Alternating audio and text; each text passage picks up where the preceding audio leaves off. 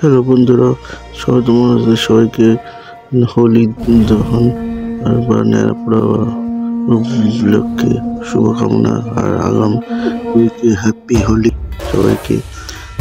সবাই হোলি দহন বা ন্যাড়া পোড়ানোর জন্য আমরা কলা পাতা আর কত পাতা জোগাড় করে আমরা ন্যাড়া বানিয়েছিলাম। সেই ন্যাড়াতে ছেলে আগুন দিচ্ছে ন্যাড়া পোড়ানোর জন্য। আজ আমাদের ন্যাড়া পোড়া, কাল আমাদের দোল। পূর্ণিমাতে চাঁদ উঠে পাওয়ার পর হিরণ্যকশিপুর অত্যাচার বাড়তেই থাকে, কিন্তু তার সন্তান প্রহ্লাদ বিষ্ণুর পরম ভক্ত, তাই প্রহ্লাদকে হত্যা করার সিদ্ধান্ত নেন তিনি। তার জন্য তিনি নিজের বোন হোলিকার সাহায্য নেন। হিরণ্যকশিপু হোলিকা ব্রহ্মার কাছ থেকে একটি শাল পেয়েছিলেন।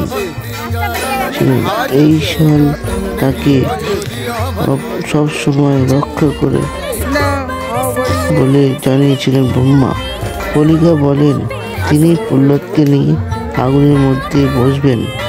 শাল থাকায় তার কিছু হবে না, কিন্তু প্রহ্লাদ পুরো ছাই হয়ে যাবে। যেই প্রহ্লাদকে নিয়ে হোলিকা আগুনে প্রবেশ করেন, তখনই গায়ের শালটি তার কাছ থেকে প্রহ্লাদের গায়ে গিয়ে পড়ে। তাই প্রহ্লাদ